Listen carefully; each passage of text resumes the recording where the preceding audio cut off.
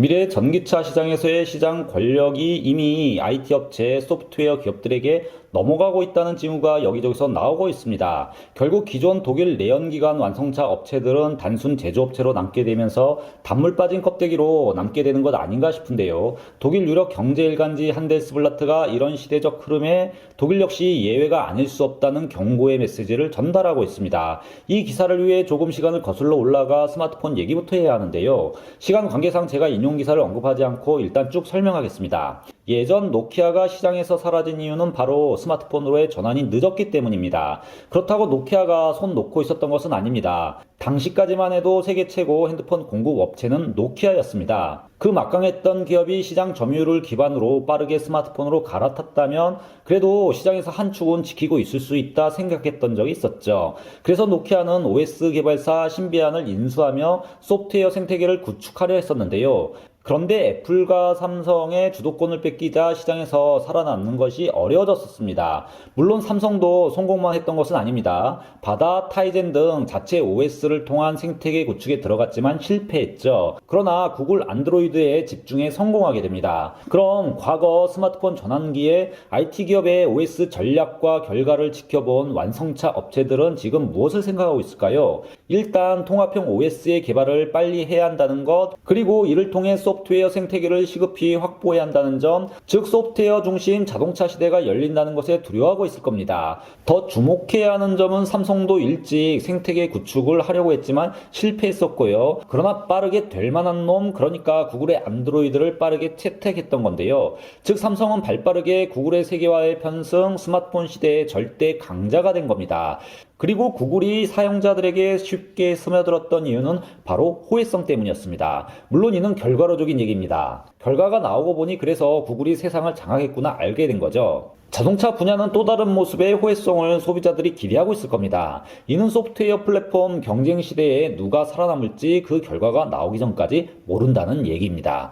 결국 사용자 유저들은 각 플랫폼이 제공하는 호혜성에 어떤 평가를 내리느냐가 관건이죠. 이런 이유로 제조업의 꽃이라고 불리는 완성차 업체들은 가보지도 않은 자신들에게는 미지의 영역인 소프트웨어에 목숨을 걸고 있죠. 이제 독일에서는 제조업에서 IT 기업으로의 전환 시대의 목전에 있다 생각하고 있습니다. 그리고 그 전환 시기도 얼마 남지 않았다 예상하고 있죠. 앞으로 많아야 3, 4년 정도 시간이 남아있을 겁니다. 이 3, 4년 안에 독일 완성차 업체들은 이 모빌리티와 디지털화를 강화해야 하고요. 또 한편에서는 전기차 전용 생산 라인으로 전환해야 합니다. 제조업체가 IT 회사로 바뀌는 것도 어려운데 생산 라인도 자신들이 자신 없어하는 IT 플랫폼에 맞춰 바꿔가야 하는 부담을 가지고 있죠. 예를 들어 전기 자동차 신상품에 대한 사이클이 얼마나 될지 알 수도 없는 겁니다. 그러니까 전기 자동차는 바퀴 달린 스마트폰이고 이제 안드로이드 같은 플랫폼을 만들어 이를 탑재한 바퀴 달린 스마트폰 유저가 되어달라고 소비자들에게 어필을 해야 한다는 겁니다. 삼성도 못한 일을 지금 하겠다는 것이죠. 즉 스마트폰보다 더 성능 좋은 반도체와 배터리 그리고 더 많은 센서와 IoT가 탑재된 상품에 이를 최적화시킬 소프트웨어를 직접 개발, 운영을 해야 한다는 겁니다. 문제는 빠르게 변화하고 있는 시장입니다. 불과 몇 년 내에 소프트웨어에서 성과를 봐야 하는 극한 경쟁 시대로 자동차 업계가 진입하고 있는 건데요. 결국 독일 자동차 업계는 지금 소프트웨어 및 IT 내재화냐 아니면 협력이냐의 갈림길 앞에 서 있는 겁니다. 그리고 급변하는 시대에 소프트웨어 중심으로 자동차 시장이 빠르게 옮겨가고 있기에 협력적으로 기울 수밖에 없는 것이 독일의 자동차 업계의 분위기인데요. 물론 독일 자동차 업체들은 소프트웨어 내재화 전략을 펴는 쪽이 있는가 하면 다른 한쪽에는 엔비디아와 같은 거대한 테크 기업과 협력해 이 문제를 돌파하려는 움직임이 있습니다. 내재화 전략을 펴는 쪽은 판매량이 있어 많은 유저들을 가지고 있는 폭스바겐 같은 회사이고요. 그러나 벤츠는 엔비디아와 협업을 선택하고 있죠.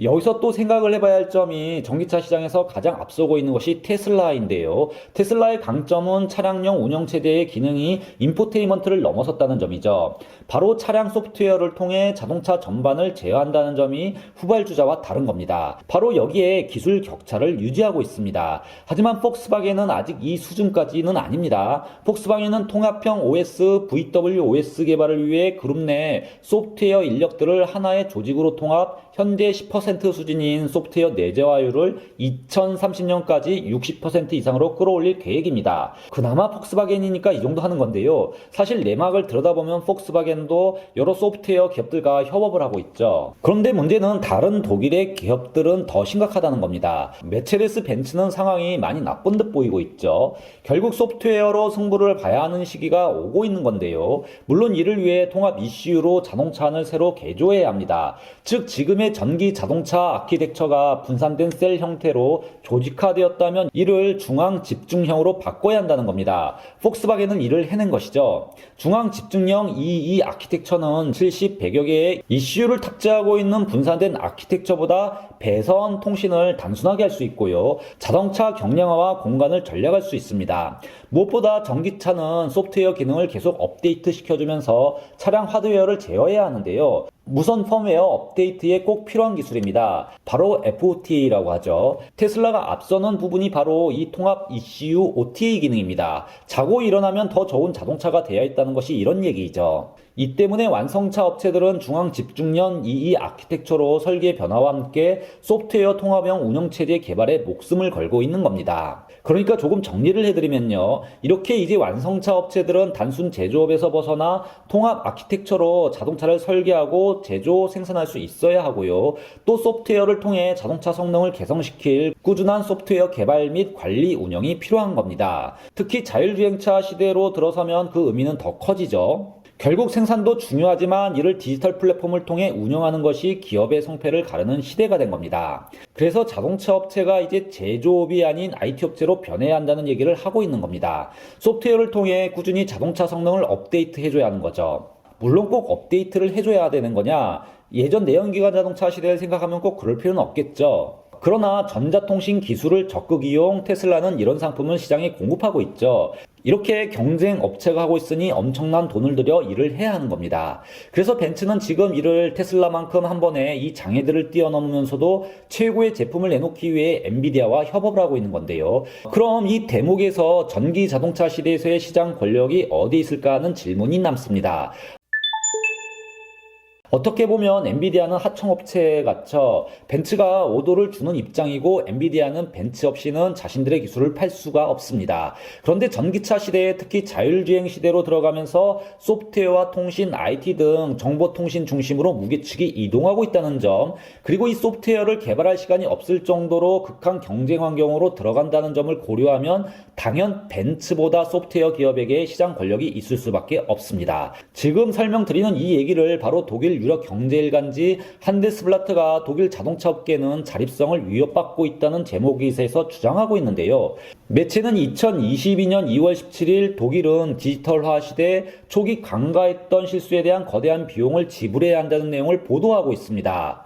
그리고 그 대표적인 예가 메체데스 벤츠다. 엔비디아와 같은 기업이 이제 이 시장에서 권력을 갖고 있다 주장하고 있죠. 신문은 독일 자동차 3사 벤츠, BMW, 폭스바겐은 향후 소프트웨어와 이를 구현할 반도체 디자인이 미래 자동차 시장에서 결정적 역할을 하게 될 것, 특히 자율주행에 있어 핵심이라는 사실에 동의하고 있다 전하고 있습니다. 그러나 메체데스 벤츠사는 이제 이 사실에 대한 결과를 알게 되었으며 136년의 역사를 가진 이 자동차 업체는 이제 엔비디아 같은 하이테크 기업의 의존적인 형태로 변하고 있다 보도합니다. 또한 폭스바겐, BMW 모두 자율주행 기능에 관한 소프트웨어를 독자적으로 프로그래밍할 수 있는 능력이 없다 밝히고 있죠. 매체는 여기서 한 발짝 더 나아가 독일 완성차 업체들의 이윤 구조가 흔들릴 수 있다는 점도 밝히고 있습니다. 신문은 같은 날 다른 제목의 기사 테크 기업들이 벤츠, 폭스바겐, BMW의 이윤을 빨아먹고 있다는 제목의 기사를 내보냈는데요. 이 거대한 소프트웨어 기업들은 독일 업체들에게 그들의 조건을 강요하고 있다.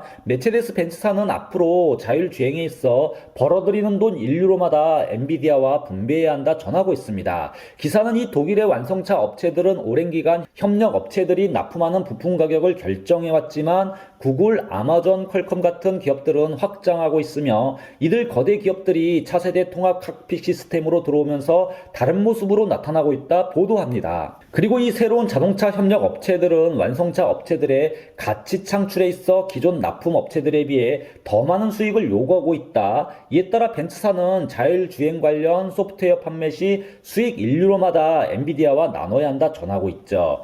기사는 2024년부터 함께 자율주행 기능을 공급할 것으로 보이며 엔비디아는 판매되는 소프트웨어의 40% 정도의 매출을 가져갈 것으로 보인다 전하고 있습니다. 결국 독일 자동차 업계가 배터리, 반도체 등 핵심 부품에서부터 소프트웨어까지 단물 빠진 껍데기뿐인 상태가 될 수 있을 뿐만 아니라 어떤 OS가 시장에서 자리 잡게 될지도 알 수 없는 불투명한 상태입니다. 물론 구글 같은 안드로이드가 절대적일 수도 있고요. 각 자동차 업체 OS의 유저들이 그리 불편을 안 느낄 수도 있죠. 즉 아직까지도 예측 불가능하다는 겁니다. 그런데 시장 플레이어들에게 미래 예측 불가능이란 결국 공포를 의미하죠. 그래서 독일은 혹시 독일의 자동차 산업이 디트로이트처럼 되는 것이 아닌가 하는 공포가 이렇게 존재하고 있다 전하고 있습니다. 이런 모습은 독일 유력 일간지 디 벨트지가 작년 2021년 4월 16일 써낸 기사를 보면 잘 나타나고 있는데요. 기사는 미국의 디트로이트는 시대와 구조적 변화를 쫓아가지 못해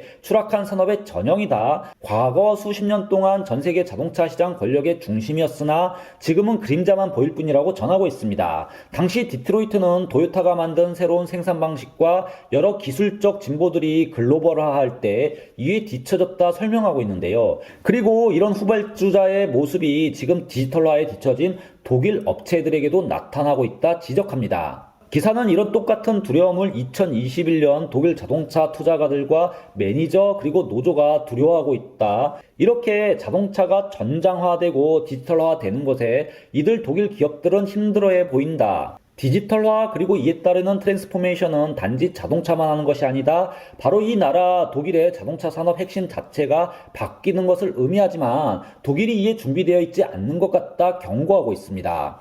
물론 폭스바겐은 부지런히 움직이고 있습니다. 어떤 면에서는 현대보다 더 빨리 움직이고 있죠. 지난해 발표한 가속화 전략을 통해 이 모빌리티와 디지털화에 어느 정도 자신감이 있어 보입니다. 무엇보다 이미 총 36만 9천 대 이상의 전기차를 고객에게 인도했고요. 이 중 약 10만 6천 대가 플러그인 하이브리드, 26만 3천 대가 순수 전기자동차였습니다.